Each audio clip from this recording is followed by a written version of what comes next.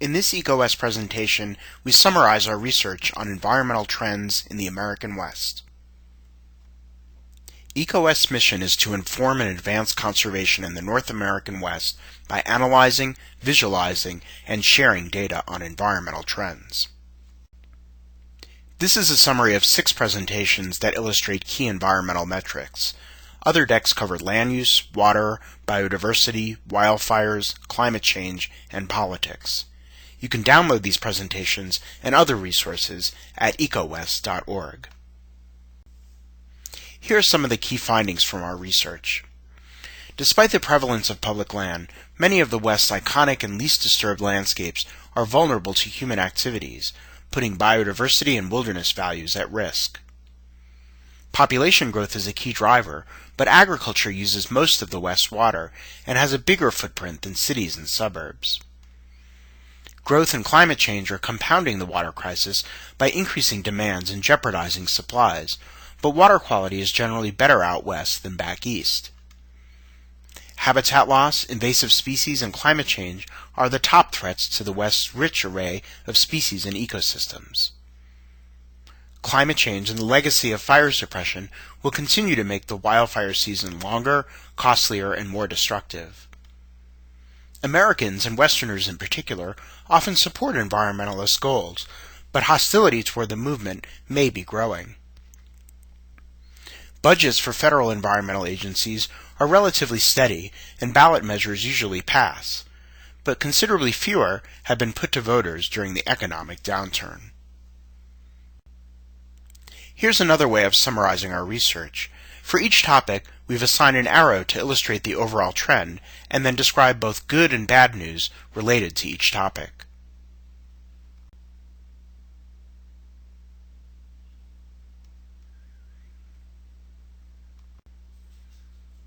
Here's the table of contents for this presentation. Let's begin by discussing land use patterns and the human footprint in the region. Here are some of the key points. Although much of the West is publicly owned, the human footprint is evident almost everywhere in the region. Relatively pristine areas are often protected as wilderness or national parks, but many of the least developed areas remain vulnerable due to the multiple use doctrine. The West accounts for a rising share of the nation's population, with most growth occurring in and around big cities in an increasingly urbanized region. Some traditional economic sectors, such as logging on public lands, are in decline, but the West is still home to important mines, farms, and energy development. The preponderance of public land is one of the West's defining features. This map shows what percentage of each state is owned by the federal government. Nevada and Alaska top the list, and all western states have at least 30% of their land under federal control. The biggest landowner in the West is the Bureau of Land Management, followed by the Forest Service. Because there's so much federal land in the West, as well as undeveloped state and tribal property, much of the region is nominally protected. Most of the West's ecoregions, areas that are like ecological neighborhoods, have at least 20% of their area protected. The rate is somewhat lower along the California coast and in the plains east of the Rocky Mountains. Very little land is protected in California's Central Valley and Oregon's Willamette Valley. Although much of the West's land is protected in some manner, the imprint of humanity on the region has been deep and indelible. Federal agencies grant varying levels of protection to the land they manage, with traditional industries such as logging, mining, and ranching allowed in many areas, but prohibited in many wilderness areas, parks, and other preserves. This map shows the results of an analysis of the human footprint in the West that accounts for a variety of stressors. White indicates areas with the least human impact, followed by green for places where the footprint is minimal, while orange and red areas are where people have done the most to transform native ecosystems. The most heavily impacted areas tend to be near cities, with places like Southern California, the Bay Area, Puget Sound, and the Colorado Front Range showing up clearly. Agriculture is the other big driver here. The Central Valley of California, the Willamette Valley of Oregon, and parts of southeast Washington and southern Idaho stand out in this regard. Many of the white and deep green areas on the map are already protected as wilderness areas, usually in national forests or national parks, but sometimes on land managed by the BLM and Fish and Wildlife Service. Blue indicates the location of wilderness areas in places such as the Sierra Nevada, Mojave Desert, Northern Cascades, and Northern Rockies. Purple shows where national parks and monuments are located. Major parks such as Yellowstone, Glacier, Death Valley, Yosemite, Grand Canyon, Canyonlands, and Olympic are clearly visible. And pink shows so-called wilderness study areas, which the BLM is currently managing as wilderness, but which are not protected by an act of Congress. You can see that these wilderness areas, parks, monuments, and WSAs cover many of the white areas, but not all of them. Most of the other areas that are white or deep green on these maps are public lands, but they are not receiving the special protections afforded to wilderness and parks. One of the most important factors behind this expanding human imprint is population growth. By 2030, the region is expected to be home to a quarter of all Americans, up from about 0% in 1830 and 9% in 1930. The West is home to some of the fastest growing counties in the country. This slide shows the change in the number of people living in each county from the 2000 to 2010 census. Growth was especially strong in places like Phoenix, Tucson, Las Vegas, Southern California, the Colorado Front Range, Albuquerque and Santa Fe, Portland, Seattle, and Salt Lake City. Although the West is known for its unpopulated expanses, this map illustrates that the region's population is very concentrated and urbanized. The diamonds are sized according to a county's population, and you can see how the cities of Southern California, Los Angeles, San Diego, the Inland Empire really dominate.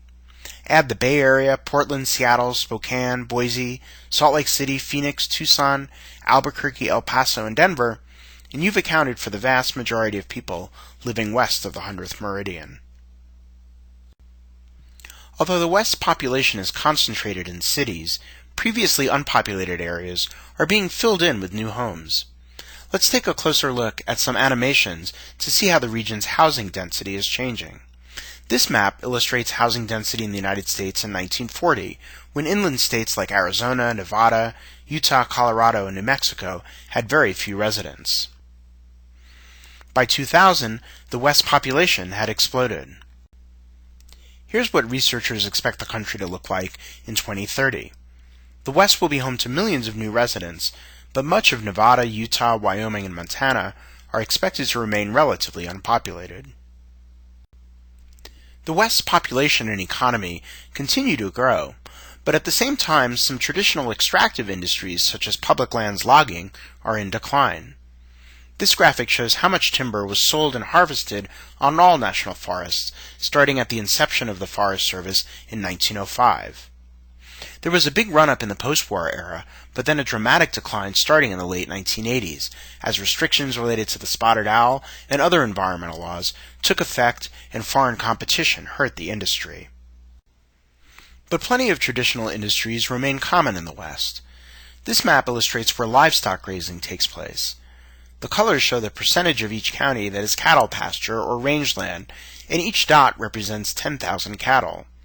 Livestock production is most heavily concentrated in the nation's midsection. Out west, the eastern portions of Montana, Wyoming, Colorado, and New Mexico have lots of rangeland, but the black dots indicate that there are plenty of cows found elsewhere, including very hot and dry locations like Arizona and Southern California. One industry in the West that shows no signs of decline is the energy sector. Here are some of the key points. The West has become an important player in the nation's fossil and renewable energy supply. New technologies are leading to the development of shale gas deposits in the West, but the growth rate is expected to be even greater in the East. Although the use of fossil fuels still dwarfs renewable supplies, the West is home to important sites for solar and wind energy that are seeing increasing development. All forms of energy development, including renewables, cause environmental impacts, but efficiency measures can reduce the physical footprint of the energy sector. Energy development in the West takes place on private, tribal, state, and federal lands. Over time, federal lands have become increasingly important to the nation's energy supply.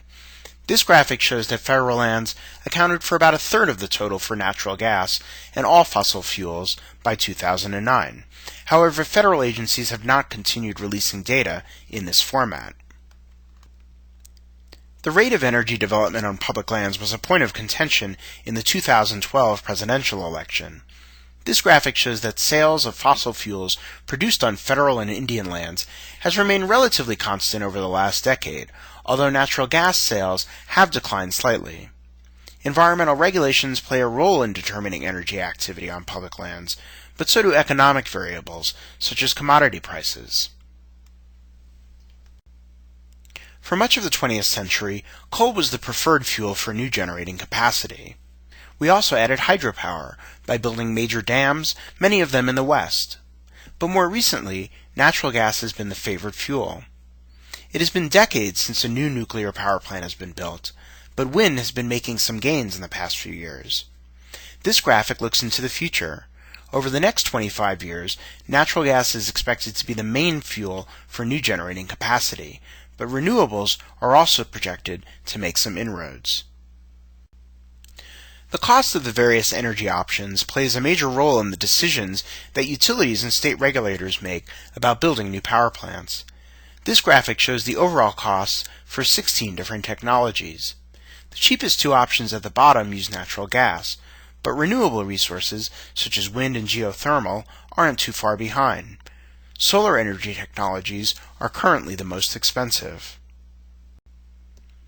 Conventional gas deposits are found throughout the country and offshore in the Gulf of Mexico, but in the West, these deposits tend to be concentrated in a few locations, including the Colorado Plateau, Wyoming, Montana, and northeast Colorado. Shale gas is found in some of the same locations as conventional deposits. In the West, that includes the Four Corner states, Wyoming, Montana, and Southern California. Let's take a closer look at renewables. This graphic shows that Americans are using more and more power generated from renewable sources, but the bulk is from hydropower and wood. Wind and biofuels are increasing, but solar remains a very minor player. Looking ahead, energy analysts believe that wind will be the biggest gainer among renewables, but solar is expected to make some strides. The best wind power potential is off the nation's coastline and in the middle of the country. This map shows that wind power has been deployed in many locations throughout the West and around the country, with the exception of the Southeast. One of the major issues confronting wind power developers in places like Wyoming and Montana is the presence of the greater sage grouse, an imperiled bird that is a candidate for protection under the Endangered Species Act. This map shows the bird's current and historic range. Several western states are in the top 10 for solar capacity, with utility-scale projects accounting for the bulk of energy produced. Solar energy potential is greatest in the Southwest, but many other parts of the region also have decent solar resources available. A major issue in the deployment of solar energy in the Southwest is the presence of another imperiled animal, the Mojave subspecies of desert tortoise, which is listed as threatened under the Endangered Species Act. This map shows the location of desert tortoise critical habitat in purple. Although wind and solar power have a number of environmental advantages, they do tend to take up more space than coal and natural gas plants. This analysis examined the issue of energy sprawl and concluded that biofuels have by far the biggest footprint of energy sources because it takes so much land to grow the necessary crops. It's also worth remembering that the best way to shrink the energy sector's footprint is to reduce energy demand in the first place through efficiency measures. Now let's move on to water, the lifeblood of the American West. Here are the key points. A limited, unpredictable water supply is a defining feature of the West, which faces a water crisis that is being compounded by growth and climate change. Overall, we're becoming more efficient in our water use, but municipal demand continues to rise along with the region's growing population. Irrigation and energy continue to dominate the West's water use, accounting for nearly 90% of withdrawals. Although water quality has generally improved, our water infrastructure is crumbling, and the repair bill is contributing to increasing water costs. Water conservation is less expensive than acquiring new supplies, while desalination is both costly and energy intensive. You can see that west of the 100th meridian, conditions are generally drier, except for the Pacific Northwest and the highest mountains in the region. But what's perhaps most striking about the West is how varied the precipitation is and how spotty the patterns are, largely due to the influence of mountains and the rain shadows they cast. One of the bright spots about Western water is that streams and rivers in the region are generally in better shape than those back east. Nearly half of streams were rated in good condition by the EPA in a recent study. Per capita water use has also leveled off. One reason is that power plants have shifted to recirculating technologies that withdraw less water. There have also been gains as farmers have shifted from flood to sprinkler irrigation.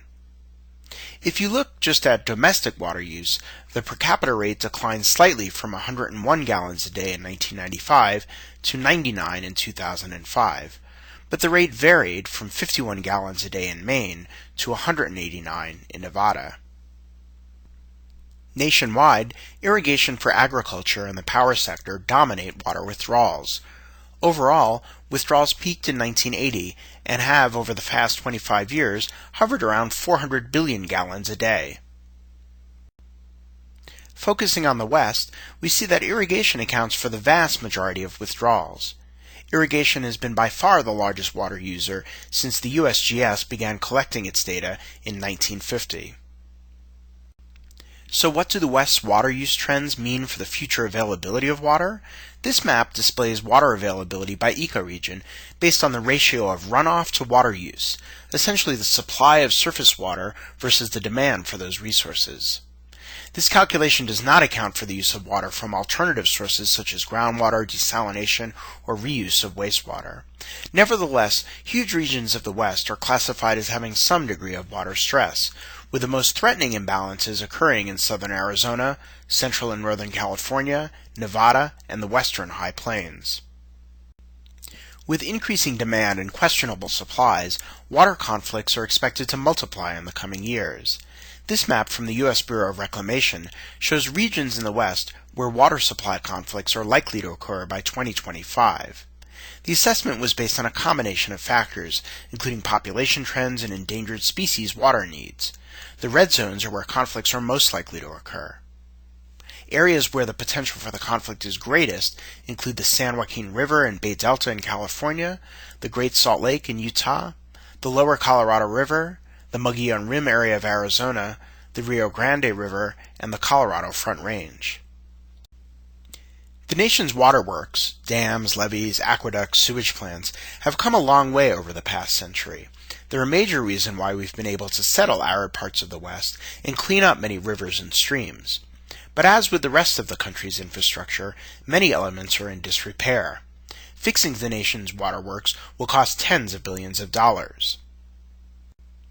Rising infrastructure costs are a major reason why water prices are continuing to climb. This graphic shows that water bills increase faster than natural gas or electricity costs for American consumers between 2000 and 2012. Many experts believe that water rates will keep going up in the West as utilities struggle to find new supplies in response to the increasing demands of a growing population. Higher water prices could also make conservation measures more attractive to individuals, businesses, and water providers. As we saw earlier, irrigation uses the vast majority of water in the West. For that reason, many researchers and nonprofit organizations have focused on ways to increase water efficiency in agriculture. This graphic shows some of the possible conservation strategies and how they measure up compared to fallowing the land or retiring it from agriculture. Municipal water use has been growing faster than other sectors, so when it comes to conservation it also makes sense to focus on water use in the home and businesses.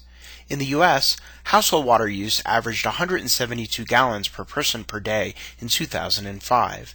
Nearly 60% of water use occurred outside of the home, for watering lawns, irrigating landscaping, washing cars, filling pools, and the like.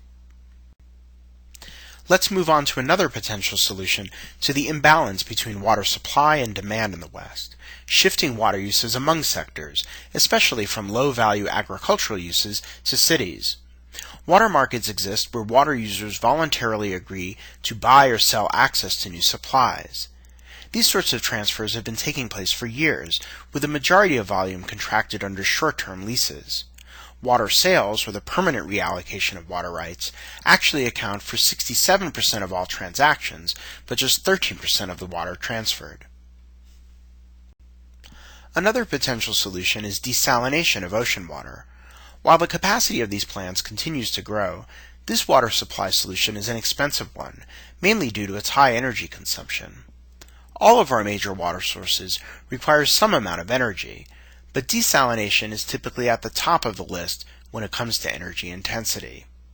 As an example, this graphic illustrates the energy requirements of the water supply options in San Diego County. Seawater desalination would require even more energy than moving fresh water hundreds of miles from the San Francisco Bay Delta to Southern California. There are also major concerns related to the disposal of the reject brine stream and the impact of desalination on marine and coastal ecosystems. But because fresh water is so limited in the West, some communities along the coast feel that they have no choice but to explore desalination. Now let's shift to the West's biodiversity. Here are some of the key points. Ecosystem and species diversity is one of the hallmarks of the West, and is due to the region's extremes in elevation, wide variation in climate, and unique assemblage of ecological communities. The number of imperiled species continues to rise, but the process of granting plants and animals Endangered Species Act protection is highly politicized. Habitat loss, invasive species, and climate change are among the greatest threats, but overhunting and illegal collection are less of a problem today. The West's broad spectrum of elevations, temperatures, and precipitation patterns explain why it's home to such a varied set of ecosystems and species. In southern Arizona, for instance, the valley bottoms are deserts filled with cacti, but the mountain ranges are 2 miles above sea level and support lush forests harboring moss and mushrooms. This map shows the West's various ecoregions, each of which is a unique ecological neighborhood that supports an impressive diversity of plants and animals, many of them found nowhere else on the planet. This map shows the number of plant species by terrestrial ecoregion. Worldwide, there are more than 420,000 of the so-called higher-order plants: trees, vines, grasses, fruits, vegetables, and legumes. Deserts and arid lands typically have fewer plant species, while tropical rainforests have the most. But in North America, some drier parts of the inland West actually have more plant species than wetter areas along the coast. Compare, for example, the Great Basin in Nevada to Washington State. On the global level, the International Union for the Conservation of Nature, or IUCN, has evaluated more than 61,000 of the Earth's species. That's just a fraction of the total named species, and an even smaller share of the total number of species. Here's the breakdown for the U.S. Scientists believe that the nation is home to at least 200,000 species, but they have only evaluated about 5,000 of them, and half of those are considered data deficient. The IUCN classifies 269 species as extinct or extinct in the wild, and places nearly 1,200 in 3 threatened categories. Overall, about 30% of plants and animals in the U.S. are considered vulnerable or worse, according to this ranking system used by the Nature Conservancy and state governments. Now let's turn to a subset of imperiled species, the plants and animals that have received protection under the Endangered Species Act, or ESA. There are more than 1,200 endangered species in the U.S., but a small fraction tends to generate the lion's share of attention. Here are some of the notable endangered species in the West, where they're found, and how they've figured into public policy debates. Although species protected by the ESA sometimes do have significant economic and regulatory impacts, most of the plants and animals protected by the law are not lightning rods for controversy. This chart shows how many species have been listed as threatened or endangered on a cumulative basis. Although the Endangered Species Act was enacted in 1973, some species were listed under a precursor to the law in the late 1960s. Species are supposed to be added to the endangered list solely on the basis of biology and whether they're endangered, regardless of the economic impact. But many studies of the Act have found that politics frequently intrudes into the listing process.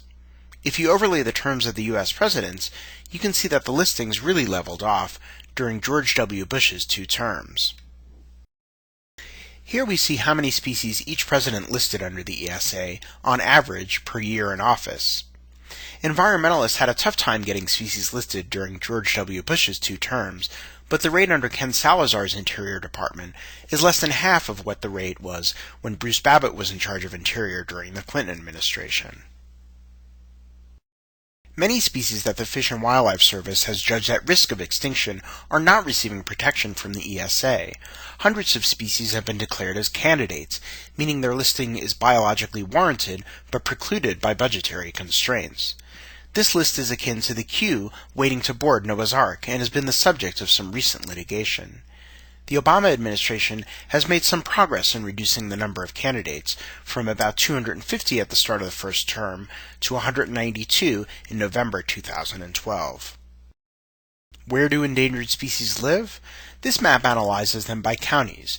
You can see that there is often considerable variation within single states like California and Nevada, where one county may have more than 10 listed species while an adjoining county has none.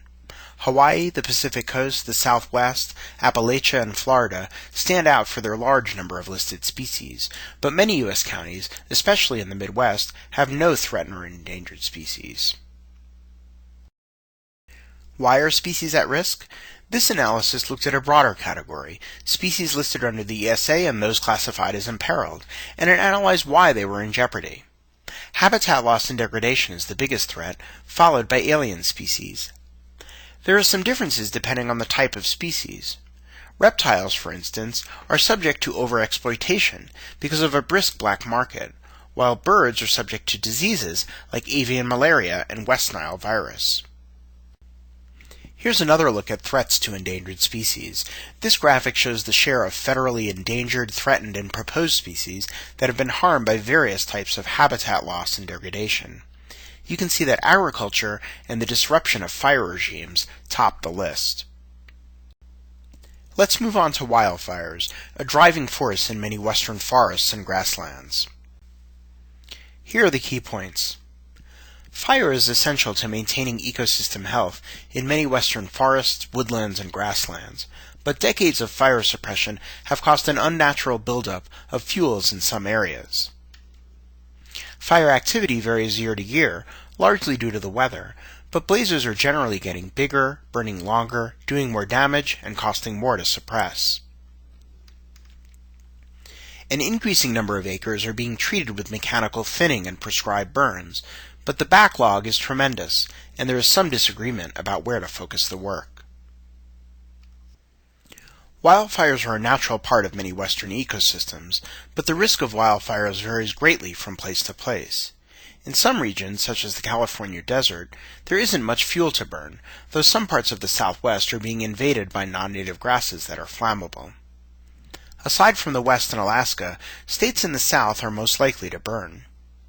It's important to remember that western forests, woodlands, and grasslands vary greatly in their natural fire regimes. In some, wildfires used to be a frequent visitor, returning every few years, while others would burn every few centuries in big stand-replacing blazes. The preceding map showed the current risk of wildfires in the West, but to understand the issue, it's critical to go back in time. Western forests have undergone some dramatic changes over the past century. Logging and other human activities have certainly led to the outright loss of some forested areas, but even places that have escaped chainsaws and bulldozers have changed in character. This sequence of images shows how one spot in the Bitterroot National Forest in Montana changed from 1909 to 1948 to 1989. Fire suppression has caused a proliferation of smaller trees and other fuel that can allow wildfires to burn very intensely and reach into the canopy. In some areas, such as the ponderosa pine forests found in drier parts of the interior West, frequent low-intensity burns used to visit the woods, sparked by lightning or set by Native Americans, and clear out the underbrush. But in other forests, such as the lodgepole pines of the Rockies, infrequent, high-intensity burns were the norm. This map shows the condition of natural fire systems. Green indicates where the natural fire regime is more or less intact, pink shows degraded areas, and orange depicts very degraded areas. In the United States, the coastal mountains of Northern California, Oregon, and Washington, and parts of the Central and Northern Rockies have intact fire systems, but many parts of the Intermountain West, as well as the Southeast and Great Lakes region, have degraded conditions. The number of wildfires and the acreage burned varies a lot from year to year, from around 1 million to 10 million acres annually, but there has been an upward trend in recent years. The blue line represents a 10-year moving average. Another way of looking at this data is to calculate the average size of fires. Because we're dividing the total acreage burned by the total number of fires, we run into a problem with a change in reporting on the number of fires in the 1980s. But if you look at the past 2 decades or so, you can see that the mean size of wildfires has been increasing. Wildfires are one of the reasons why the federal government created the Forest Service at the start of the 20th century. Over the past few decades, fire-related costs have consumed an increasing share of the agency's budget. Here's how the Forest Service spent its money over the past 10 years. The red bar is for wildland fire management, but sometimes bad fire years have forced the agency to rely on supplemental and emergency appropriations from Congress. Aside from fires, the next biggest category of spending is for running the National Forest System, shown in green. One way of gauging wildfire activity is to look at how many days the federal government was operating under various preparedness levels. The National Interagency Fire Center uses 5 categories, similar to the now abandoned Homeland Security threat levels. Preparedness Level 5 is reserved for the most active times, while under Level 4 the competition for firefighting resources is a bit less intense, and so on down to Level 1, when not much is happening as far as fires go. This graphic shows how many days the government was under Levels 4 and 5. Aside from 2004, 2009, and 2010, it's been a challenging time for firefighters. Because many forests and woodlands have too much fuel due to fire suppression, the government has been trying to step up its thinning on federal lands. This graphic distinguishes between a couple of different types of fuels treatments. The first distinction is between activity taking place within and beyond the wildland-urban interface. Known by its acronym, the WUI is where property and residents are at risk of wildfires, although the definition is somewhat controversial. The fuels treatment primarily consists of thinning with chainsaws, mechanical, and prescribed burns, fire. The total acreage has been climbing in recent years, but it's important to remember that these treatments are just a drop in the bucket. By some estimates, there are 190 million acres of federal lands at elevated risk for wildfires. Prescribed fires are an important tool for reducing excess fuels. On a per-acre basis, they are much less expensive than mechanical thinning projects, and they can do tremendous good for forest ecosystems by reintroducing fire to where it is natural. But conditions have to be just right to set a prescribed fire so that it doesn't turn into a disastrous wildfire. That's happened occasionally in the West, such as the 2000 Cerro Grande fire in Los Alamos, New Mexico, and many in the public remain skeptical or outright opposed to fires because of the risks and smoke. This graphic shows that the number of acres burned in prescribed fires has generally been increasing over the past dozen years. Most of the burns happen on Forest Service land. An increasing number of homes in the West lie within the so-called wildland-urban interface, or WUI, where wildfires pose a direct threat to homes and businesses. This map shows the location of the WUI.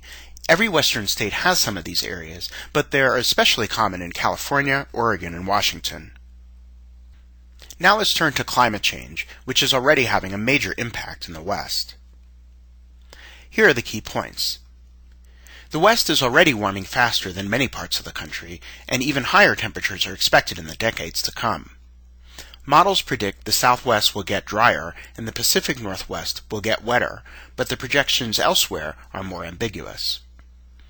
Changes to the vital winter snowpack and the timing of the spring snowmelt will pose challenges to aquatic species and water managers. Plants and animals are expected to move upslope and toward the North Pole, but many barriers stand in the way. Warmer temperatures and a thinner snowpack will continue to make the West wildfire season longer and more destructive. It's expected to get warmer across the nation, but the increases will likely be greatest in the interior West, Midwest, and at higher latitudes. Changing precipitation patterns will obviously affect the West's water supply, and many scientists believe that climate change will be most conspicuous in the hydrological cycle. This map illustrates what's expected to happen with precipitation under a high emissions scenario. The Southwest and California are expected to get drier, while the Pacific Northwest is projected to get wetter. These maps show projected future changes in precipitation relative to the recent past as simulated by 15 climate models. The simulations are for late in the 21st century under a higher emissions scenario. While projections for precipitation are cloudier than those for temperature, climate models are showing that in the spring, northern areas are likely to get wetter, while southern areas are expected to get drier. There's less certainty where the transition between wetter and drier areas will occur, but the hatched areas indicate where confidence is highest. The previous maps looked at projections for the end of the 21st century, but this map focuses on the period between 2020 and 2039, which isn't that far away. Compared to the 1960s, 70s, and 80s, large portions of the West, especially at lower latitudes, are expected to get drier, while the Pacific Northwest and Northern Rockies are projected to get wetter. This graphic summarizes how climate change will impact the nation's water supply. The interior West is expected to not only get hotter, but drier, and be susceptible to worse droughts. In winter, the higher temperatures will mean less precipitation, falling as snow, more as rain, which will have major effects on the region's rivers, many of which are dependent on the melting snowpack. Hotter temperatures mean higher evaporation rates, greater water use, and potentially more conflicts over water. The West snowpack and the timing of the spring and summer snowmelt are critical ingredients in the region's water supply. For many rivers in the West, spring and summer runoff contributes 50 to 80% of annual flow. The timing of this snowmelt discharge ranges from as early as February in some rivers along the Pacific coast to as late as June for rivers in the Rocky Mountains. Over the next 30 years, however, the surge of snowmelt that feeds western rivers is expected to come dramatically earlier. This map shows projected changes in peak snowmelt timing from 1975 to 2040 by freshwater ecoregion. Add it all up, and we're expecting to see pretty significant declines in runoff in much of the West, with steep declines expected in the lower Colorado River Basin. This map shows projected changes in median runoff for 2041 to 2060 relative to a 1901 to 1970 baseline, as mapped by water resource region. Colors indicate the percentage changes in runoff. White areas indicate divergence among model projections. A 10 to 20% decline is expected throughout California, the Great Basin, the Upper Colorado River, the Rio Grande, and the Arkansas. Now let's shift to climate change's impact on biodiversity in the West and its impressive array of plants, animals, and ecosystems. Temperature and precipitation play critical roles in determining the distribution of plant communities around the globe. Plant distributions, in turn, determine what types of animals are found in various places. This graphic shows how the climate zones compare for various types of plant communities. Because climate change is expected to affect both temperature and precipitation, major shifts in plant communities are projected in the West and elsewhere. One of the West's most striking aspects is the enormous variation in elevation, temperature, precipitation, and therefore ecosystems that are found in a small area. The scorching desert of Death Valley, 282 feet below sea level and the lowest point on the continent, is only 85 miles away from the snow-capped peak of Mount Whitney, 14,500 feet above sea level and the tallest point in the contiguous 48 states. Same goes with precipitation. Look, for example, at Washington, Oregon, and Idaho. The Cascade Mountains are among the wettest areas in the country, but to their east, precipitation is scant, except for the higher terrain of the northern Rockies. The result is an amazing variety of ecosystems, ranging from rainforests to deserts, in a relatively compact area.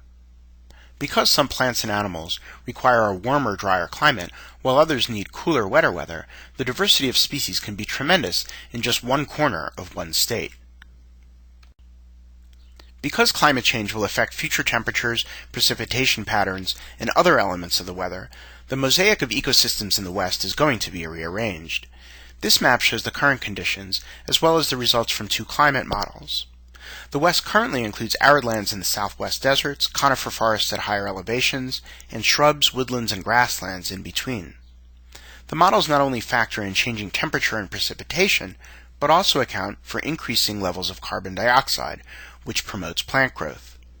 You can see that in the southwest, a large portion of the arid land deserts are replaced with grasslands, shrubs, or woodlands. In the Great Basin, there's a shift from shrubs to savannas. Let's take a closer look at some specific examples of species that will be impacted by climate change. This series of maps shows average air temperatures in August for the Pacific Northwest. Levels above 70 degrees Fahrenheit can severely stress cold water fish, such as trout, salmon, and steelhead, by raising water temperatures. You can see that major warming is expected in the region over the next few decades. Researchers are already documenting a northward movement of birds and other species in response to warming temperatures. This graphic shows results from an analysis of 40 years of data from the Audubon Society's Christmas bird count. Many species are wintering farther north in response to the changing climate. In some cases, species will be able to fly, swim, crawl, hop, or otherwise move to more suitable habitat, but sometimes there will be insurmountable obstacles. The pika, for example, faces a challenging future because it can only retreat uphill so far. Eventually it will run out of mountain. The map on the left shows currently suitable habitat for the pika, but the map on the right shows what's expected by 2100 if climate change continues. According to this projection, vast areas that are now home to pikas will be too warm to support the species. Scientists have already found that the warming experienced over the past few decades in the West has led to an increase in wildfire activity. One paper concluded that large wildfire activity increased suddenly and markedly starting in the mid-1980s, with most of the change due to a warming climate rather than fire suppression. Higher temperatures led to a thinner snowpack that melted earlier in spring, leading to more flammable conditions in summer. The scientists looked at more than 1,100 large blazes that broke out from 1970 onward. Compared to the 1970 to 1986 period, wildfires in the 1987 to 2003 timeframe were 4 times as frequent and burned more than 6 times the acreage. The length of the wildfire season increased an average of 78 days. Looking ahead, climate change is projected to make the West wildfire season even worse. This map shows how various ecoregions are expected to fare if global average temperatures increase by 1 degree Celsius. In many areas, the median annual area burned is projected to increase more than 100%. Climate change is expected to make the Southwest drier, leading to more severe droughts and cause a thinning of the mountain snowpack that delays the onset of fire season and supplies the bulk of water in western rivers and reservoirs. Warming temperatures and the lack of deep freezes may be responsible for increased activity by mountain pine beetles and other forest insects. This photo shows dead lodgepole pines near Rocky Mountain National Park in Colorado. Now let's take a look at some polling on environmental issues, both nationally and in the West. Most of the slides that follow are based on long-standing surveys conducted by the Gallup organization. Some other polls examine the views of Westerners in particular, but they haven't been around for very long, so they don't say much about long-term trends. Here are some of the key points. The environment doesn't rank high on the public's agenda, but a majority of Americans remain concerned about a wide variety of environmental problems. The public agrees with many of the environmental movement's policy goals, but only about 1/5 of Americans identify themselves as active participants. The Great Recession has shifted public opinion away from environmental concerns over the past few years, and there is some increasing hostility towards environmentalists. Air and water pollution tend to be the most worrisome environmental issues, and disasters such as the BP oil spill can cause spikes of interest in environmental issues. Before we delve into public opinion on environmental issues, it's important to remember that the environment usually ranks very low on the public's agenda. When Gallup asks Americans, what's the most important problem facing the nation, only 1 or 2% of people will say it's the environment or energy issues. This graphic shows the public's ranking for June 2012. Although few Americans rate the environment as the nation's top priority, a majority has consistently said that they worry about the quality of the environment. President Obama's election could help explain why there was a shift in the public's outlook between March 2008 and March 2009. When asked to rate the trajectory of environmental quality, more Americans still think things are getting worse, but that gap narrowed substantially after Obama took office and has remained fairly constant since then. Most Americans say they're concerned about environmental issues, but fewer than 1 in 5 consider themselves active participants in the environmental movement. About 40% consider themselves sympathetic but not active. The percentage of people saying they were unsympathetic to the environmental movement has risen slightly in recent years to about 10%, while the fraction describing themselves as neutral climbed to about 30%. Some increasing hostility toward the environmental movement is also seen in this graphic. The percentage of people saying the movement has definitely or probably done more harm than good has risen since 1992, but overall, a plurality of Americans say the movement has probably done more good than harm. The economic downturn appears to have weakened support for environmental protection. When asked about balancing environmental and economic priorities, an increasing percentage of people say that economic growth should be given a priority. In some polls during the 1980s and 1990s, twice as many people said the environment was more important, but starting about 10 years ago, that gap narrowed and eventually reversed. Gallup also asked this question right after the 2010 Gulf of Mexico oil spill, and registered a jump in the share of Americans favoring environmental protection. But that spike appears to have been temporary. The previous slide showed results from national polls conducted by Gallup. In this graphic, we focus on 5 Rocky Mountain states.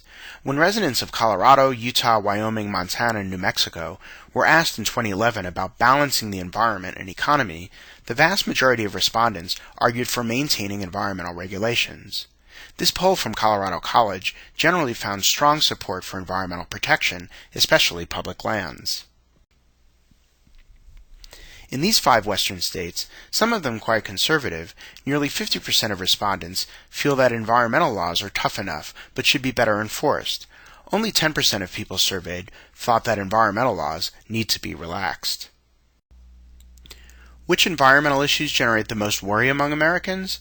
Pollution and contamination issues concerned a majority of Americans a great deal, but some issues that the environmental movement concentrates on, such as global warming and the extinction of plant and animal species, registered less concern, while some issues that the environmental movement has shifted away from, such as the ozone layer and acid rain, still cause plenty of worry among some Americans. The survey of voters in 5 western states also revealed that non-pollution issues rank high in the region. More than 80% of Westerners describe poorly planned growth and development and the loss of family farms and ranches as serious or extremely serious problems. As with the national surveys, global warming and climate change are seen as less troubling than other environmental issues, yet more than half of Westerners surveyed still describe these problems as serious or extremely serious. Finally, let's take a look at funding for conservation. Here are some of the key points. In real terms, the budgets of major environmental agencies have been fairly steady over the past decade.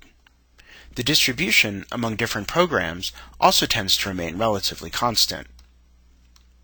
Open space bonds and other conservation measures usually pass at the polls, but considerably fewer have been put to voters during the economic downturn. The distribution of funding by issue area changes significantly from year to year.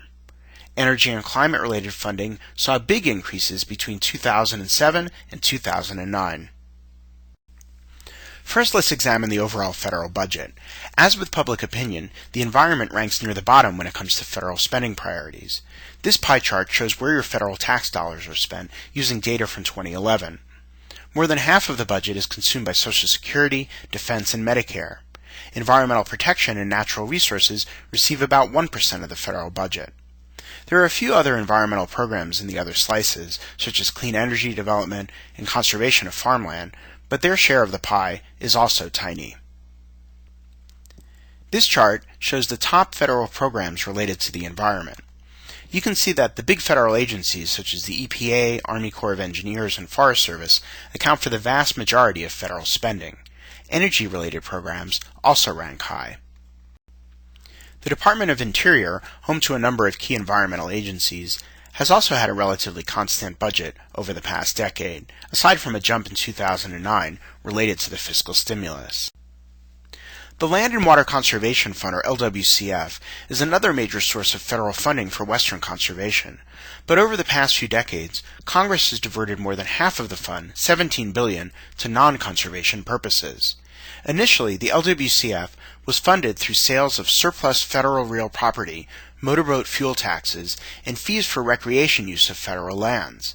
But today, most LWCF funding comes from the royalties that energy companies pay when they drill offshore on the outer continental shelf. This graphic shows that about $900 million is deposited into the LWCF every year, but money that isn't appropriated by Congress remains in the U.S. Treasury and can be spent on other federal programs. Since 1980, Congress has diverted as much as 85% of the LWCF. Let's take a look at another important source of funding, open space bonds and other ballot measures that are put to voters in state and local elections. Since 1988, American voters have approved nearly 1,800 ballot measures that have generated more than $57 billion for conservation. Funding peaked in 2008, when some $8 billion was approved. Conservation measures generally do well at the polls, in part because backers tend to avoid placing them on ballots when the chances of passage are low, such as during a recession. The green line in this graphic shows the percentage of conservation-related ballot measures that passed each year. On average, 74% are approved, but in some years the rate has approached 90%. The number of measures tends to be lower in off-year elections and peaked in 2004. In recent years, with the economy in the doldrums, fewer measures have been placed on ballots. Finally, let's turn to environmental philanthropy. Foundations and other donors are critical sources of funding for conservation groups, but there is only limited data available on spending patterns in the philanthropic sector. Our best source of information comes from the Environmental Grantmakers Association. EGA has conducted 2 studies in recent years of the funding priorities of its members, which include the major foundations. However, only some of this data is available to the public. From 2007 to 2009, there was a big shift from terrestrial, coastal, marine, and biodiversity issues to climate and energy. You can see that funding priorities change a lot from year to year, unlike federal budgets, which tend to be fairly steady over time. Let's review some of the overall takeaways. The human footprint in the West is surprisingly large, and agriculture has the biggest physical imprint in the region. Growth and climate change are compounding the water crisis in a region with an inherently capricious supply. Even without climate change, many species would be in trouble, largely due to habitat loss and invasive species. Wildfires are generally growing larger and will only get worse as the region warms and the snowpack thins. Most Westerners want a vibrant economy and a healthy environment, but hostility toward environmentalists may be rising. There's also reason for hope. We're generally getting cleaner and more efficient in our use of natural resources. You can download more slides and other resources at ecowest.org. A number of leading experts on Western conservation serve as advisors to EcoWest.